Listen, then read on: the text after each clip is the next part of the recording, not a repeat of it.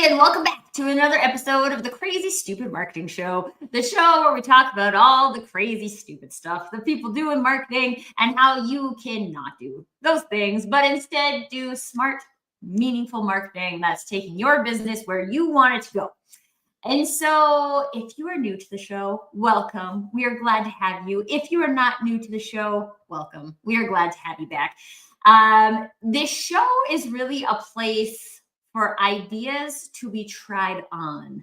And I'm really excited about our theme today, because our theme today is all about that. So instead of trying on a specific thing, which we often do on the show, this is our opportunity to talk about, what does that even mean? What does that look like for us to stay in that place of trying things on and staying curious until we reach the point where we've actually figured out what is right for us? Because if we aren't curious enough, then we might get stuck in something a little too soon that isn't for us.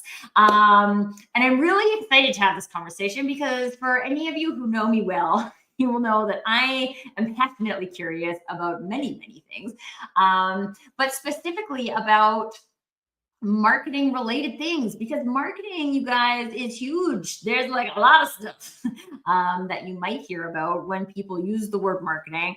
Some of it is marketing, some of it is advertising, some of it is research, some of it is communications. There's a whole swath of different things that are happening in marketing. And if we don't have this skill of being able to like get curious about specific things, try them on, let go of what's not for us, then we can get overwhelmed very, very quickly in the marketing arena. So we're going to help you today, hopefully, to not get overwhelmed, or very minimally give you some takeaways that can help you to not get overwhelmed, that you can practice in your day to day.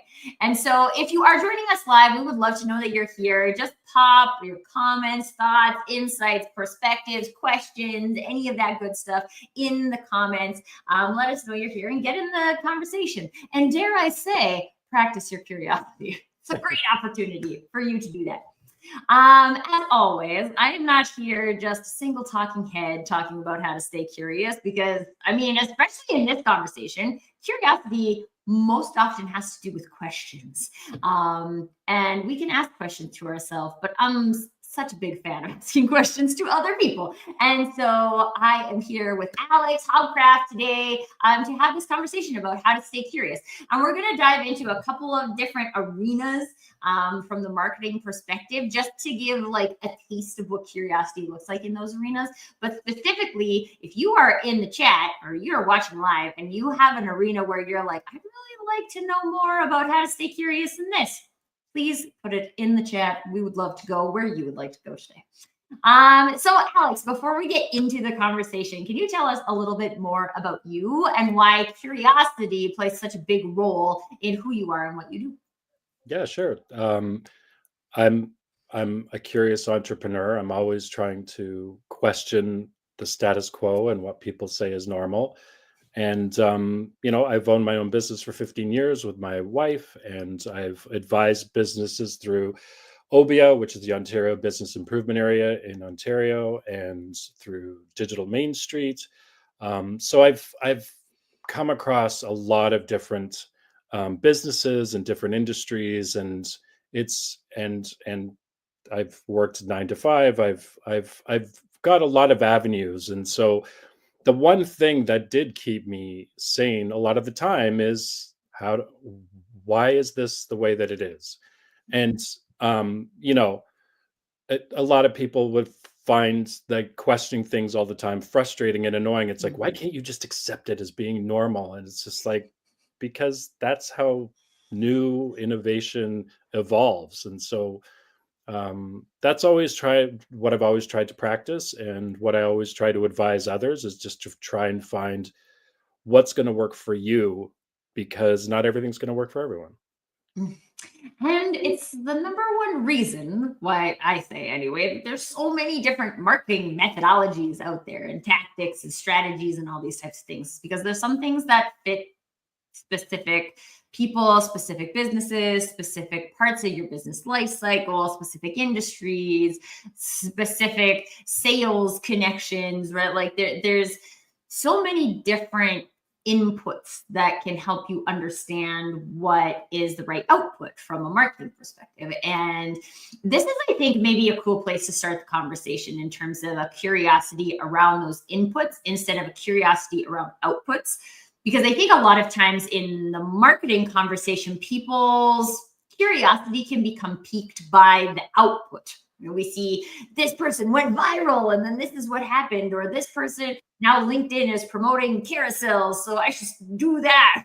And there's a lot of those things are outputs, right? A social media post, a blog post, a digital ad. These are outputs of marketing inputs. So, what would you share with the audience today about how to stay curious specifically about the marketing inputs, as in the energy, the thought processes, the mindsets, the knowledge that go into the inputs that generate the outputs? Yeah, that's an interesting question. I mean, I don't know if this answers it, but it reminds me. I just remember when we were first in business, a lot of people wanted to suggested that you do those marketing tactics of the traditional, and it always bothered me because I never could promise the output. Mm, So one of the most popular things was to go into a newspaper ad and to put takeout ads. But then you learn that you only really get traction if you put the same ad in the same place for about a year, and then people will start to. And I'm like, well, that's really expensive. And then other marketing people would say you have to market to your whole city. And our school's in Toronto, which is a big city. And what we found though is that, and different companies at different stages can learn different ways to be curious, for sure. But what we found is that the people who lived in downtown Toronto and we are uptown Toronto, they would have a smaller life cycle than say, or lifetime value than someone who is 2 blocks away from our school. mm, So the question comes up, why are we trying to advertise to all 2 million people in Toronto when we know that our ideal client is within a 5 or 6 block radius? mm, And that changed the whole way that we looked at things. So we were only participated with schools who were close to our school. It was also a way for us to be closer to our community, which is something that we believed in our values. So to kind of answer your question, our input was how could we help our community and students and still get this output without doing something that's more traditional? And that was one question that defies most marketing advice, which is mm, pretty much hit as many people as possible and you'll automatically get the results. And you can do that, but it's at a huge financial and time cost, a lot of testing. Um, mm, so so it's just very specific. I had to look at my analytics. I had to look at where people were coming from. I had to look at who was my ideal client. All of the things that we talk about to tell people, but it became more specific to my industry. I would not give maybe the same advice to someone who's doing retail in Toronto, right? right. I would not give the same advice to someone who owns a restaurant. Those are totally different strategies that you need to do. So that's how I used curiosity and how I could use my time most effectively. And we noticed that the more generous that we were with our community, the bigger results we got. Yeah. Well, and I think, okay, so you touched on two really important things there that I do want to go into. So analytics is one of them.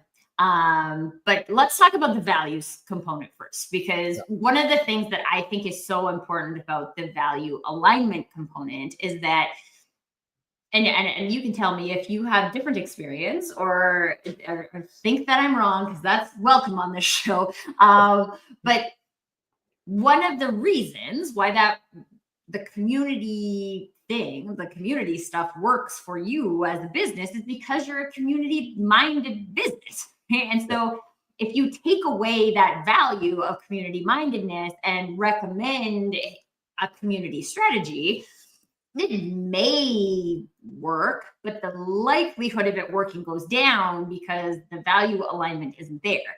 And so, can you tell me a little bit about like just your specific experience in that and how it felt in terms of like doing those types of marketing activities that are in alignment with your values versus maybe ones that weren't so much in alignment?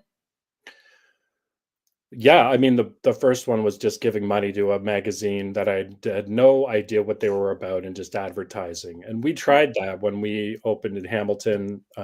We tried a local magazine that only went door to door, and it didn't resonate as well as what a very popular thing to do, especially because I own a music school. That's my main business. Um, a lot of music schools will donate to schools, say, 4 lessons. And Mhm. and we would do that. We would do the 4 lessons at the very beginning because you're worried. You're like, I'm gonna give 4 lessons. That's like X amount of dollars. And it's like that's money that's going out. But I realized I was started to look at it the wrong way. And so what I started to do, I was like, I'm going to donate 20 lessons to our school, right? Which is like it had multiple bonus effects when I changed how much I gave as opposed to how much I was spending. And the, Mm, the multiple effects were every year the parents associations reached out to me and said, "Can you donate again?" Because it was a $600 value as opposed to a $112 value, right? right. So we looked like heroes to the schools, which was awesome. Kids could get lessons who maybe couldn't afford it because people were bidding on these lessons. They wasn't the actual dollar value, although most of the time it did go for the dollar value or more. Um, but people then they would, after the 20 lessons were over, we would get siblings, friends, neighbors all taking lessons. So just changing what I've been put into it, the ROI, because it was something that I believed in. It was a community where my kids went to school and where we lived, and the value, and just the joy that it seemed to bring people, like being a part. There was more than just the output of just we got dollar value, and I had no idea that that was going to happen. I just wanted to donate 20 lessons just because I thought it was a good thing to donate. Right. um, and so uh, so that's something of how I kind of changed the way that I'm thinking of in terms of giving and getting, so to speak, output and input. Yeah. Um, so that was those are some of the best ways that I think. I can't really think of anything that's been too negative. If I get a bad feeling about something, I just don't do it. Yeah. Um, I th- It's a I think good it's a good thing to be able to do, but I think there's a lot of people out there who do they pick up a specific social media posting strategy, or they start a podcast or something along those lines because someone says they should, and there's like all of these logic things that maybe say that this can work, this is a good idea, but yeah, there is that like gut vibe of like, mm, I just wouldn't do this. And the example I always use is that like I get people constantly asking me to do a podcast. As far as I'm concerned, this is a podcast, but like yeah, it's not on podcast channels, so other people don't count it. But like I never listen to podcasts. Don't listen to podcast. I don't even listen to the podcast I've been on. Like sorry, folks who had me on your podcast. I didn't listen to any of the episodes. Not because I don't support your podcast, but because I'm not a podcast listener. I don't listen to podcasts. yeah, And so every time it's come up as like, okay, well, yeah, I'm a talker. I've got all this content. Yeah, it probably makes sense for me to have a podcast. I just don't want one yeah, because I don't resonate with that crowd. And again, not because it's a bad crowd or that's a bad strategy or anything like that. It's just because it doesn't match me. yeah, And if I have to show up and do a thing that feels like it doesn't match me over and over and over and over, generally that does not lead to a sustainable marketing program yeah. because you don't have the energy to execute on it. Yeah, no, for sure. I mean, for me, I mean, the very first value is that I have a good service. It's amazing how many businesses out there have a terrible service and It's have true. give a terrible experience. And I know there's some times where you just hire the wrong person because you're stuck and stuff like that. But they're Or I like humans are humans. Humans Yeah, have a bad day, for sure, right? So like for I sure. think we should all like if we have one bad experience, it could Yeah, just be one bad experience. But if exactly. you have continual bad experiences, you're Yes. probably not really intentional with the experience you're creating. Yeah, I mean, there's that old joke. I think I heard it from Tim Ferriss, but he's like, if you go out there and you bump into an asshole, they're an asshole. But if you go out there and everybody's the asshole, it's you. You're the asshole, right? Sorry for the language, but it gets the point across better. Mhm. Um, and so if you are constantly getting negative reviews or constantly having a hiring problem, there's a that is evidence right there of what you need to change because it's immediate feedback. I Mm. think a lot of people might overlook the obvious answer and look towards a marketing funnel or how is their sales strategy or they don't have the right type of client. It's like, well, what's your messaging? And if your messaging is bringing in the wrong client, you need to change your messaging. And I think most of the time in business, it's pretty straightforward in terms of what it is that you need to do for your business, and and overlooking the obvious, simple answers first before going into all of the other the other stuff. Yeah, I think it I mean, I love to think of this as like the Staples easy button, right? Because that's Staples where you're like, just press the easy button. A lot of times people think outsourcing marketing is an easy button. And I can just like go and get someone to build me an email funnel and then all of my problems will be solved. Now, again, I'm not saying that an email funnel couldn't solve your problems. I'm not saying there's not great people out there. They've had some on the show that are really great at doing that type of thing. But I think you make a really interesting point here, Alex, about like, where are we going in terms of our being curious? Do we tend to have this external curiosity where I'm always kind of looking for someone else to solve my problem for me, or assuming that the fix is outside of myself, or or are we going inside? Because I think, I mean, personally, I've learned a lot more about being curious about myself than I have about being curious about a specific topic. Now, it might be easy to go out into the world and find like a whole bunch of books or a whole bunch of podcasts or a whole bunch of YouTube videos on a specific piece of content, and you can get kind of sucked into that type of research. But again, I feel like that is more prone to lead to overwhelm. Then if you start with me. Okay. Look at the man in the mirror. How Yeah. do I get curious about how I'm doing things, about what I'm doing, about the activities I'm doing and how they're communicating to other people, whether or not I am just looking for someone else to fix my problems. And to some degree, I feel like society has kind of trained us at this point to believe that that's a thing, right? Like if I have a problem, I should just go get some medication, or I should go get a coach, or I should go get out some outsourced marketing, or I should go get something. But like, what if I got a little more curious about me and like what's going on in this experience here that makes me feel a specific way? I did a post probably about a week ago now about anxiety in marketing and what anxiety can actually teach us about ourselves instead of us trying to avoid it and say like, oh, marketing makes me anxious, so I'm just going to outsource it to somebody who doesn't make anxious. Yeah. That's one option, but there's also information in And that they get anxiety. disappointed with the results too. and That's and interesting. unfortunately that happens the majority of the time. Yeah. Right?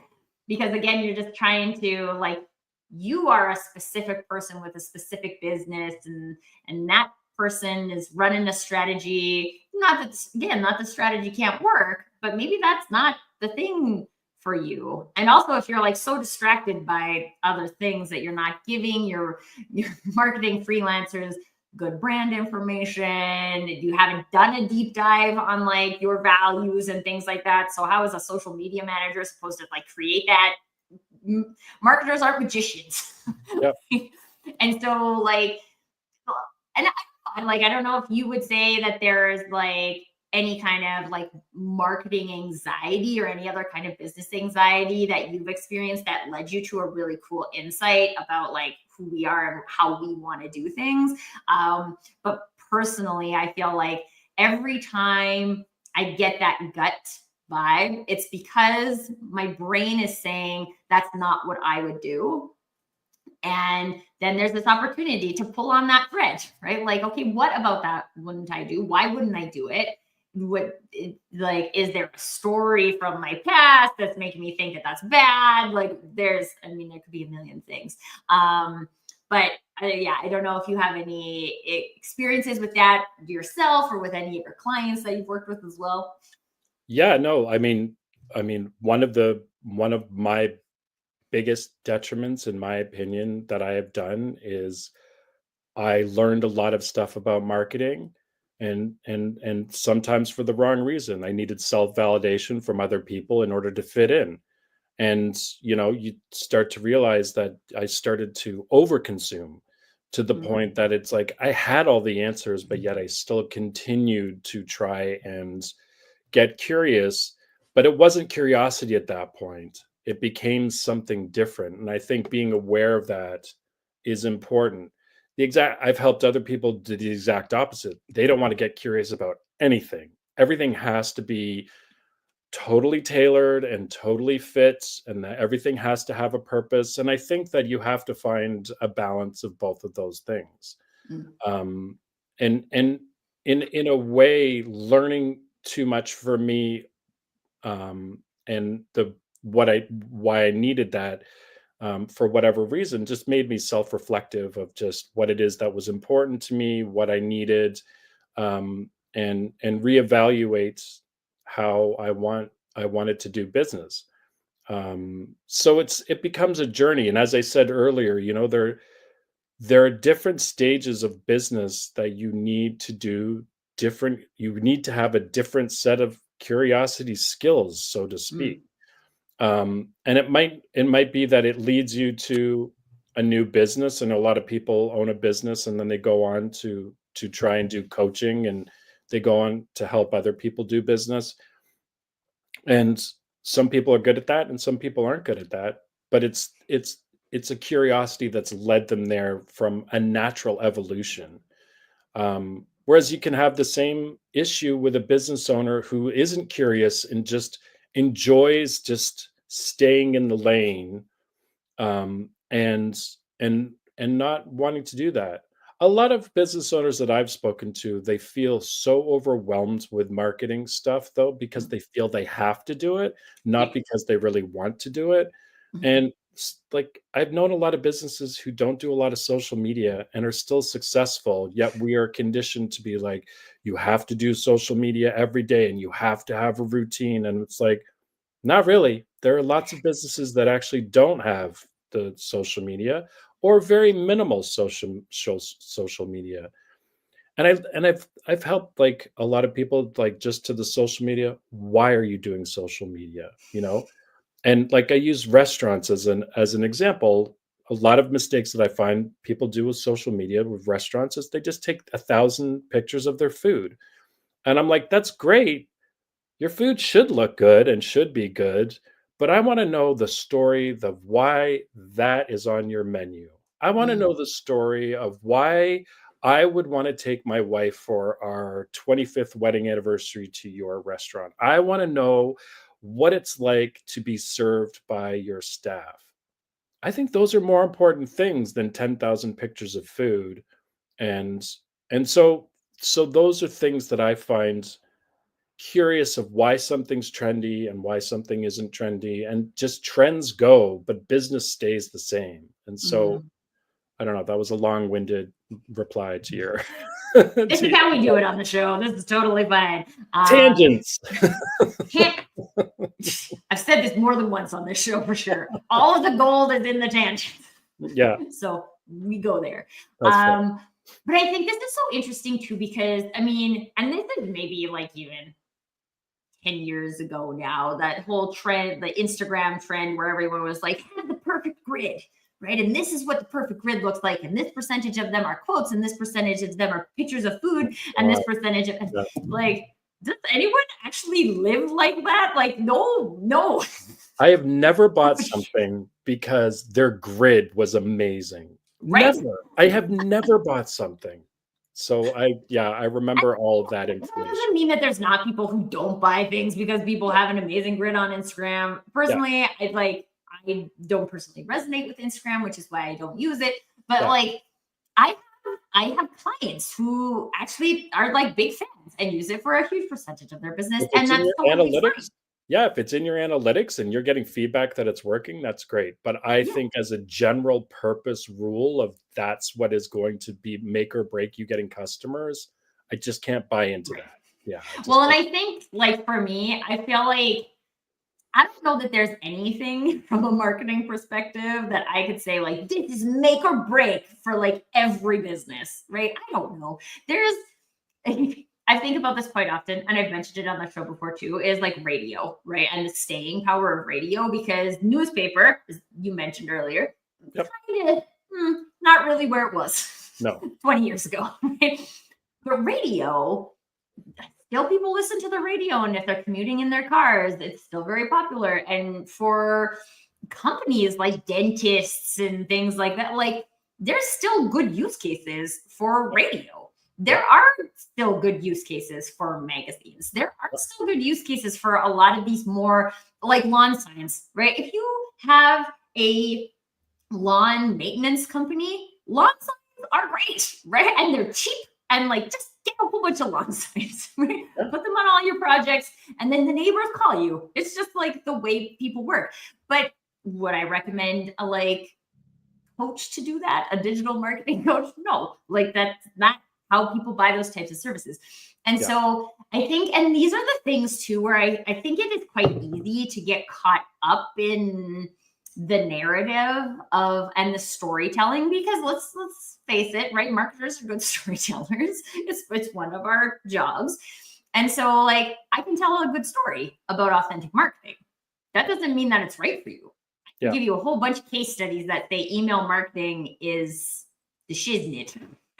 And like that doesn't mean that it's right for you. And it doesn't mean that it's bad. It doesn't mean that those results are wrong. It doesn't mean any of that. It just means that if we're not, I use the phrase pressure testing quite often. So like if we're not pressure testing what we're hearing from the market against what do I believe, and we're constantly saying like, well, I don't know anything. I'm a technical founder. I don't know anything about marketing. I'll just have someone tell me what to do. Yeah. I mean, there's a piece of that that's never going to work because I'm not you. I'm not a technical founder. I don't know what a technical founder would do. What would you do? And then I can mirror that from a marketing perspective. But this isn't about just like, I always get confused at this. Like number one rule of marketing, like don't look the same as everybody else. But then everybody gets caught up in like, we have to post on social media. No, I was having a conversation earlier today about my dad, who is the consultant. We were talking about websites, and I was like, my dad doesn't have a website. He like constantly has work. He gets paid like $650 an hour to like consult on business transformations, and he doesn't have a website. Yeah. So yeah, you could tell yourself the story that you don't look professional unless you have a website. But I can also provide you with evidence to say that that's not true, right? So we can believe that that's true. Yeah. You don't have a website. Like if you want to explore a website and the value a website could provide in your funnel, then let's talk about it. But also, it's not just a given. You don't have to have a website. Well, I think a lot of people, I mean, that's a great point. Like, what are you going to say on your website? And this is what I think a lot of people make the mistake, and they think a website is a one and done. It's like, no, a website is investment, and you need to spend time in it all the time.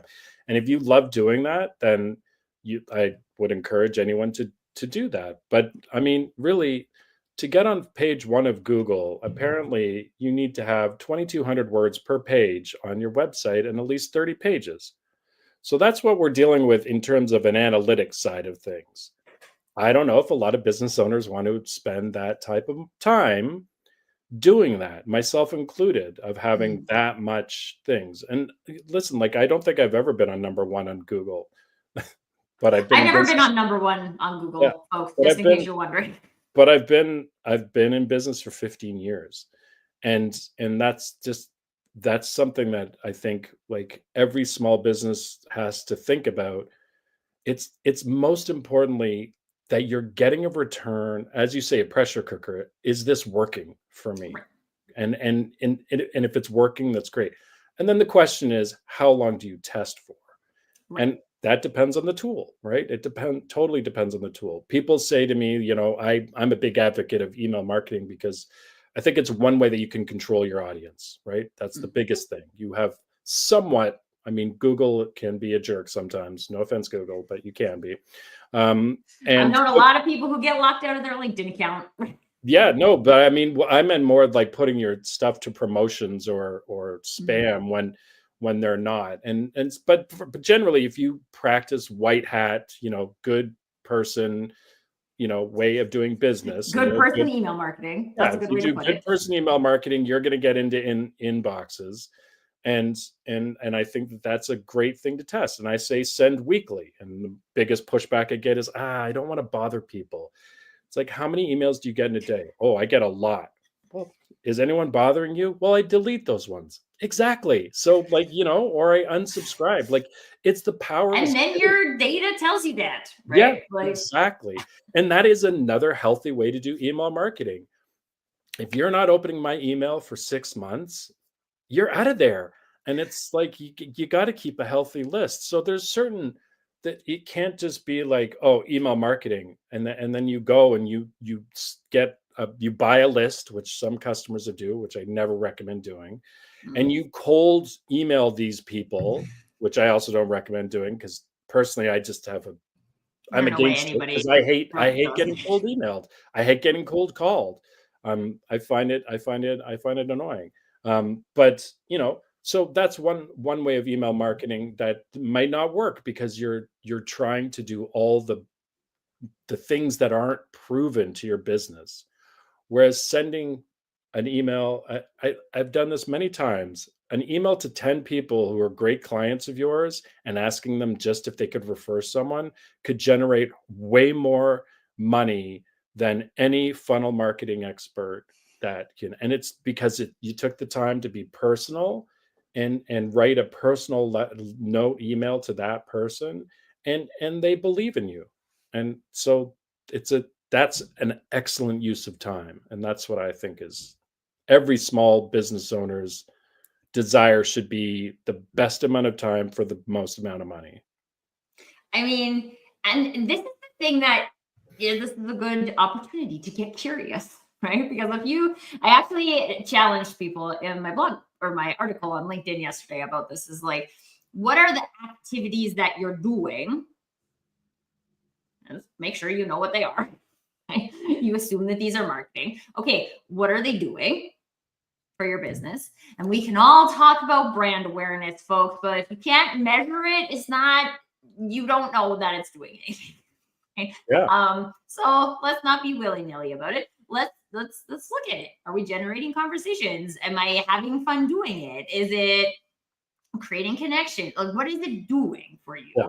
And if you can't like harness that into a funnel, then why are you doing it? And whether that's email marketing, I mean, I've seen a lot of people fail on the email marketing front because they're For just sure. like, I need to have a list. And then I send a weekly email to my list. And I'm like, yeah. And weekly, everybody ignores your email. How's that working for you? Good. Yeah. I mean, that's my own experience with email marketing. I haven't done email marketing for myself in like 3 years now, Yeah. and it hasn't hurt my business at all. Right. But again, like that doesn't mean that it's bad or it can't work for you. But it's like, what is it for? What are we doing this for? And if we use our curiosity to harness that into the category of like, okay, how could we do this so that it's generating the results that we want? It's generating the relationships we want, or it's generating the conversations that we want. And as Peter's saying in the comments here, too many businesses want to be first across the start line. I implemented a 9-stage email funnel instead of the first across the finish line. That turned into a conversation that could potentially lead to business. Yeah. and we just let it go after the like very first point of contact. And then are we really doing our due diligence? And actually, I'd love to get your thoughts on this, Alex, because when I was thinking about this yesterday, writing my article on about how a lot of people now are using AI to create content. And I do believe that AI can be a good like curiosity partner, because now it's something else that you can ask and it can like prompt new thoughts if you're using it that way. But one of the things I was talking about content and why we're generating a piece of content. And one of the like pressure tests was like, if I had to create this for myself, would it be worth my time? Right. And so if now I'm saying like, okay, AI is just going to go auto generate a whole bunch of posts for me. Okay, that's one thing. But if you had to do it, would it be worth your time? And if your answer is no, then why are you getting AI to do it? Probably because you think someone told you you should be doing it, but it doesn't have any value to you. So I'm not going to do it. But Yeah. like, then why are you doing it at all? Yeah. No, I mean, for me, AI, like what I'll use AI for is I'll use it in conjunction with Canva in the sense that I have a theme that I want to talk about. Let's say it's for me, I want to give parents 10 ways that they can motivate their kids to practice, because that's the Hmm. biggest problem that our parents have. Well, could I go out there and make 10 posts? Yeah, I could. It would take me a long time, but I have this overarching theme that I'm using AI to assist me to expedite the amount of time and effort that I can put into this. And so I use the bulk editor in Canva, and I use Microsoft Excel, and I come up with the 10 ideas, or I can even ask AI what their 10 ideas were, and I cut them out. If I don't like them, I just take them out of there. But I think the mistake that, in my opinion, what people make with AI is they expect it to do everything for them from start to finish. Mm.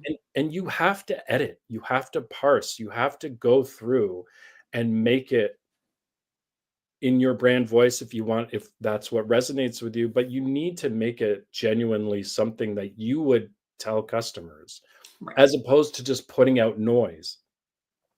And so I would use AI to help, yeah, expedite, my 10 social posts that I want to put in there.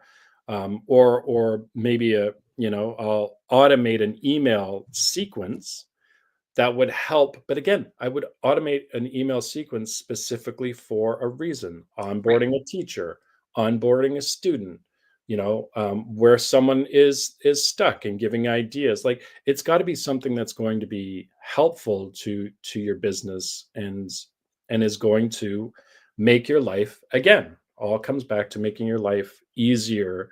um, because just spewing out AI blog posts for the word count, I mean, I think we all know that most people don't find it genuine. AI makes mistakes. Like, I was using it the other day and it made a big mistake. It printed the same thing 3 times. Mm. And if I had not edited that thing and just went straight to post, people would have seen that, and it would have been quality of my work, and it would just reflect negatively, I think, on things. So Mhm. I that's my think, okay, so because we're talking about curiosity today, and because I think a lot of us have experienced noise in content, right? Like there's just, I mean, just a mess out there in terms of content creation. AI hasn't made it better, right? AI has made it more voluminous. We won't say worse, but it's definitely made it more voluminous. And Yeah. so, from a getting curious perspective, what are your thoughts on like identifying whether or not what I'm creating is noise, and how I can get curious about that to say like if I'm going to create content, like let's create something that's meaningful, and maybe that means we're creating less of it. Um, but I feel like humans are prone to judge ourselves, right? So if we're in this zone of saying like, oh no, am I contributing to the noise? I mean, I see a huge benefit in being able to ask that question and go and pull on that. But like, What are some of your thoughts? I mean, I would start with something. I mean, it's a tough question because you couldn't just go and it does this create noise. I don't think that you would get a straight answer from Right. AI, but I would use it as what's a survey that I could ask my clients about that they want to hear. Mm, So now what are 10 questions? Although I wouldn't do 10 questions because nobody has time for 10 question survey. So I would do what are 5 questions or 3 questions that I could ask my customers about my product or service in X, right? And then you get this survey back, and then now you've got this survey, and let's say you don't like the second one, but the ideas spark questions that you have thought of right. over the time, or reignite a conversation you might have had 2 years ago or a project that you've always wanted to start. And so that way you're adding to the value of your customer's life, as opposed to just creating something that didn't need to be created, or that you know the one of the biggest SEO hacks to use is to go in Google, and when you type in something and you scroll down, you see people also asked for. Mm, You click on that, it gives you keyword gold because that's something that someone has specifically wanted to know. mm, So now you could make a blog post about that because this is someone has put this into Google, and specifically it is very, very results based kind of approach to your marketing. Um, but one of the things that I find most people don't do enough of is talking to their customer, myself included. mm, I am guilty of it. But the conversations that you have with customers result in a lot of a business owner might not know it. They might just think it's a friendly conversation.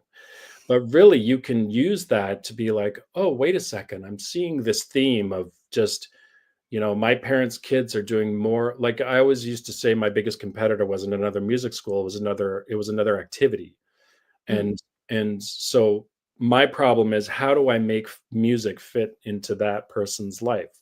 Well, that is a marketing anthem within itself. So we mm, came up with music lessons that help busy kids fit music lessons into their life. And so we're speaking to parents of what it is that they needed, and that all came about because I've had conversations with customers. And if we're talking about curiosity, get curious with your customers and find out what it is that they love or hate about you. You can do it in anonymous surveys. I've done that lots of times. But being curious about what it is that they need and being open to change mm, is important. You can't get the feedback and ignore it and say, this is how I want to do it because this is how I want to do it. You're not going to survive that way. Um, mm. and so yeah, that's how I would use curiosity in an AI way and also in a customer business focus kind of way. Yeah. Well, and for those of you who joined us last week, we talked all about ruthless insights from your customers. So go back and listen to that episode for more insight on Right. the like customer surveying component of that. And like it just reminded me because we focused on the don't survey if you're not going to use the feedback because everybody hates that. Yeah. And Peter is sharing here too. The best ideas come from reading customer correspondence and listening to customer calls. um, I mean, like, go where the insights are. The insights are with your customers. I mean, and I think it can feel a little daunting. A lot of people come and ask me this because my background is like market research, and so like I feel super comfortable talking to customers. I've done it in like pretty much every role I've ever had, even if it's not like in my job description because I feel really comfortable doing it. And I remember having an employee once ask me, like, "Oh, could you just give me a list of all the questions that you ask to the customers?" And I was like, no, because I don't ask the same questions every time. I Yeah. am curious about their experience. I'm curious about what their challenges are. I'm curious about like what they're giving me, right? Though if like someone presents me with a piece of information, I can follow that, but I can't like follow something you haven't given me. Yeah. So, um, and even like I was playing with some ideas with the client about survey the other day, and I was like, oh, but wouldn't it be so fun if we just like went to their house with a bottle of wine and we're like, can we have a conversation with you and share this delicious wine? Like, one, who does that? Yeah. And two, like, how expensive is a bottle of wine? And even if you're getting a bottle of wine, if you're selling high ticket stuff that's like 50, $100,000, like, get to bring them a bottle of wine. Yeah. The worst thing that can happen is you enjoy an afternoon learning things from your client. The best thing that can happen is they remember that you create a really memorable experience, and they tell your friend that you need to help them as well. Yeah. I mean, it sounds pretty good to me. Okay, I want to come back to kind of where you started, Alex, which was on the analytics component before we run out of time here today. Yeah. So let's talk about the analytics, because analytics can tell us a lot of things. Yep. Some of them are true, some of them are not. And so when it comes to us getting curious about like the data we've collected, how do we do that keeping an eye on like what our actual goals are, and try to avoid being distracted by a lot of things people will tell you to track, things that are very commonly referred to now in marketing as vanity metrics, except everybody continues to track them. Yeah. So what are some tips you have on like distinguishing between those two groups of data? I mean, without getting to, I mean, it again, it obviously comes down to your specific business, but like specifically for me, the things that I've looked for, one was I used to hear that um, referrals usually stay longer and spend more money. So I went over and still do go over who has been with me and for how long and how much. And gosh darn it, 80% of it is people who are referred. Mm, So that in itself was how I look at that analytics. Now, I had a tool that was able to measure that. So mm, that's the other thing is like if you don't have the right tool to measure the analytics, then it's not going to help you. right. Um, I mean, a lot of people talk about Google Analytics, and you can dial in for sure with a lot of Google Analytics. But for me, I just look at overall general traffic and how I could increase it and where they're coming from. But one of my biggest bones of contention is when people say, because I used to ask this, I ask everyone how they found us, Mm, and one of the number one way I was like was Google.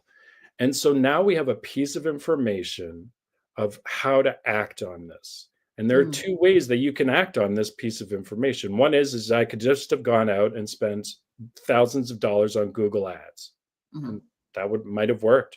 And Yep. Google would probably have been really happy with that. Yeah. I mean, it's possible that that really really worked for it. But what I found interesting was that when I spoke with my customers, again back to speaking with customers, I found out that Google wasn't the way that they found me. Mm, Google was the last step that they right. did to actually book a lesson. Mm, And actually, they heard me from the schools that we donated to that I spoke about earlier. They heard about me from other friends in the neighborhood. They saw our sign. So there were a number of touch points, which we all know that people used before they actually typed into Google. So there's a piece of analytics that I needed to do more research on of how to go for it, getting the best return.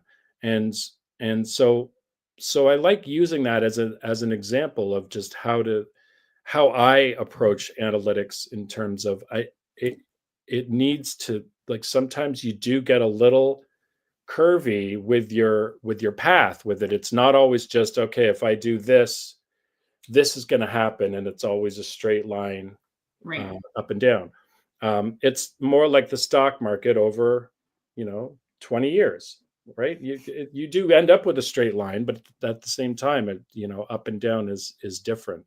Mm, So I look at those analytics. I mean, when I first started email, you looked at open rates. Now you shouldn't look at open rates because with Apple, choosing to allow their clients to decide whether or not they get email is important, because Apple opens the email, but in your analytics, it looks like somebody has opened that email where it might not be your customer. So again, that analytics came from knowledge of being in the industry and just learning, and my curiosity about email marketing. So I find that there's a couple of different ways that you can use analytics, and you need to know your business and your industry, I think, is something that's very helpful to decide that.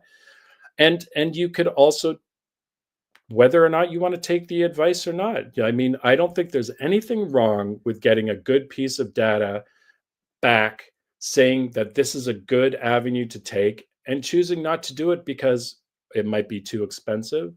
You might not have the resources right now, and leading to burnout.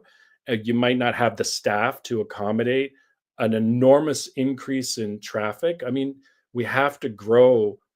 I know everybody wants to grow like tomorrow, but there are many businesses who have grown too fast and not been able to handle the impact of what's going to happen. So there's a lot of nuance in analytics that I think is important. But ignoring it is, I think, just my opinion, the worst advice to do.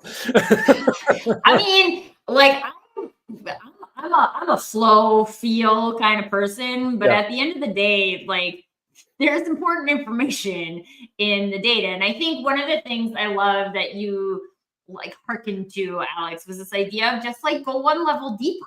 Right. yeah, And when we're talking about curiosity, like this is really what we're talking about is there's an opportunity to see something, right? We can see something and we can accept it at that at face value and be like, yep, good, go. And maybe it'll work, right? Maybe in your scenario, you did digital ads on Google and they worked, right? yeah, Maybe. But if we just like slow down a bit and we go one level deeper and we ask that question, and I think this is your example is like a very great example because the end of the day, at the end of the buying journey, if I've heard so much about this company that now I need to understand more, yeah, I'm going to look them up on Google, yeah. right?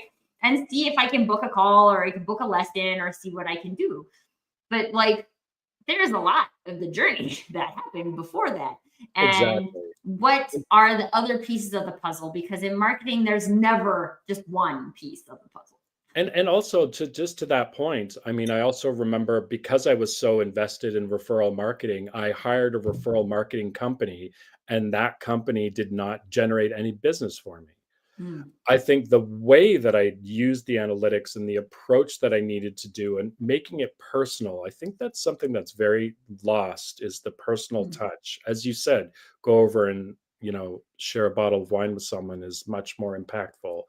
And handwritten notes is also a very popular one. But I think when you start to systematize personal touch, it's where you can lose. And that's just, again, that's still taking analytics that you've learned, trying to take it to the next level and finding that it didn't work. Well, being okay with that, being okay with the vulnerability of making mistakes, being okay with, that's the information I had 2 weeks ago, and my information is different now. I need to make a different. It's okay. It's okay to change my mind, because big businesses, I've worked for big businesses, changing your mind and pivoting, it involves 30 to 50 people, as opposed to you could just pivot and nobody really cares or notices. or I mean, I feel like every time I've done a substantial pivot, there's like one person who notices, and Yeah, I'm like, oh, you are paying very close attention. yeah, too Like much it's kind of attention. weird. Yeah, it's kind of weird. No one should care that much about like my Yeah, LinkedIn tagline. yeah, yeah, um, but like, and this is the thing, and I think we all, again, like if we step back a level and we look at how we experience marketing and conversation and even sales or these types of things, we are all very concerned about our own situation, yeah. right? What happens outside of us, what that other person is wearing. I mean, like some things that people say can be hurtful, but like most of the things people say, just like don't stick in a good way or a bad way. Let's just go floating along by. And we put so much pressure on ourselves from a marketing perspective to like be all things to our clients in every single social media post or every single conversation and he's like, just whoa there. Yeah. This is an experience is always a combination of things, right? I heard that, I saw that, and I start to build these ideas and my beliefs based on a combination of things that I hear.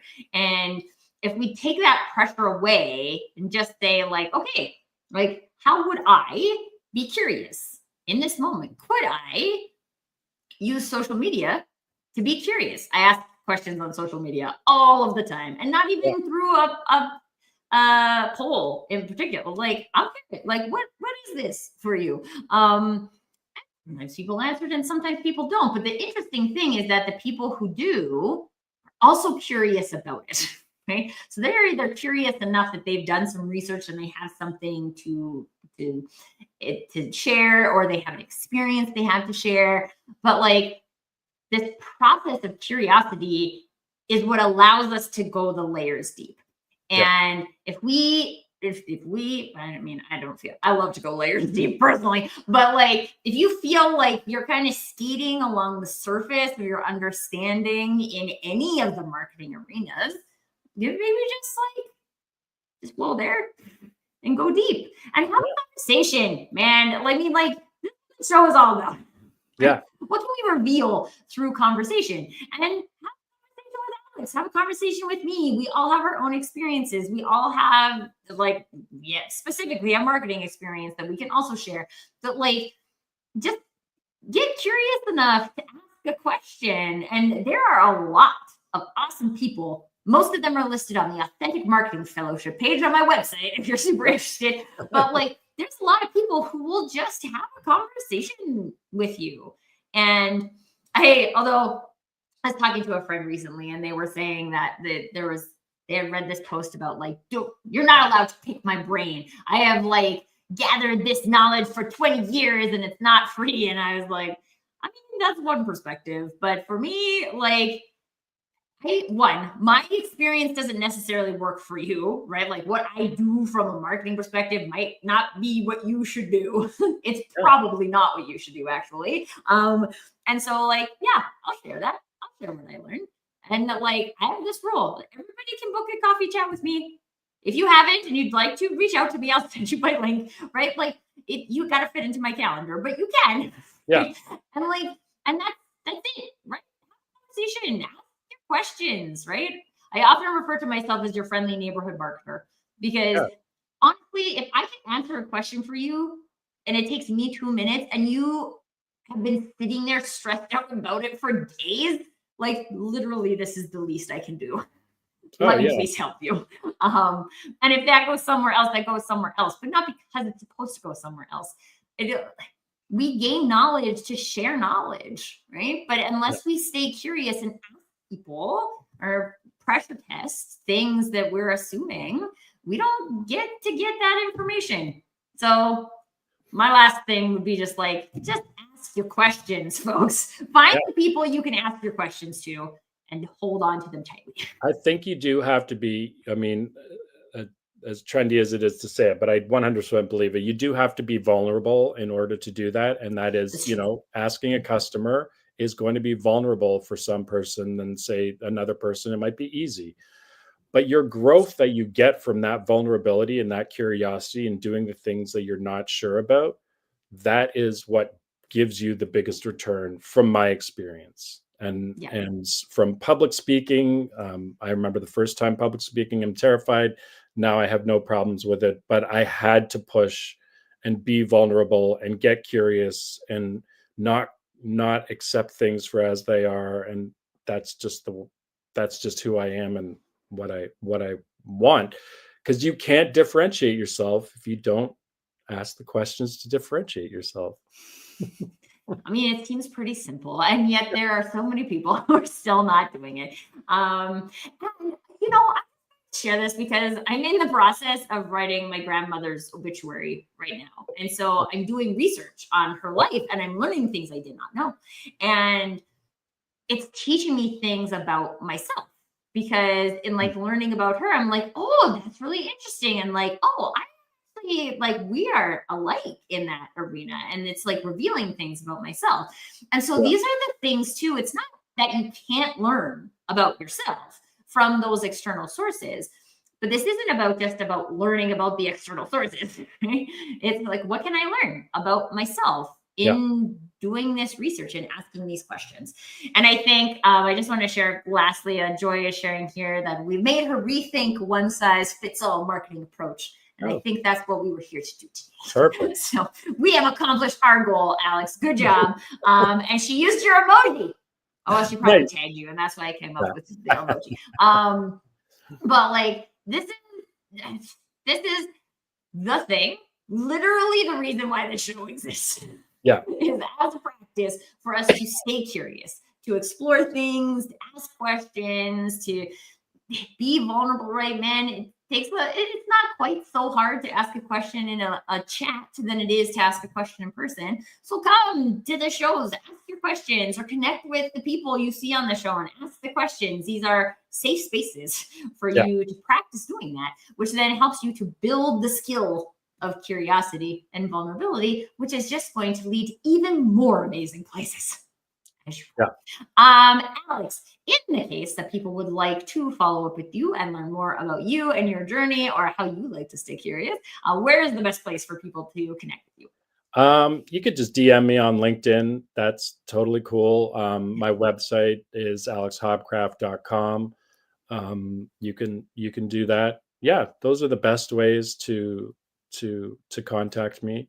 I love talking about this stuff, and I love helping people, and so yeah, feel free. Friendly neighborhood marketers here, folks. Exactly. So like reach out, let's chat. And just like again with every episode, if being curious is something that you are hoping to focus on right now when it comes to your marketing, don't let this be the last conversation you participate in. Let it be the first of many. We have Peter and Joy in the chat. We have me and Alex here, happy to talk about it. That's more than enough people to help you continue the conversation. So don't let this be the last one. Yeah. And with that, until next time, everybody, permission to do you. Thanks.